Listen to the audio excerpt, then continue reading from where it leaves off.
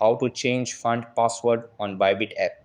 Hey guys, in this video, I am going to show you how you can change fund password on the Bybit app.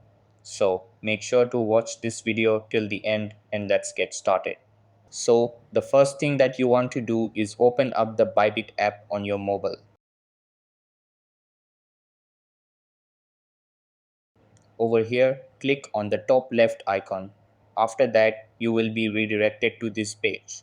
Then click on security on the left side. Over here, you will see the fund password option. Just click on that. Now tap on change fund password. After that, just enter your current fund password, then new fund password. After that, confirm the password by entering it again. Then click on confirm. So that's how you can change fund password on the Bybit app. That's all for this video.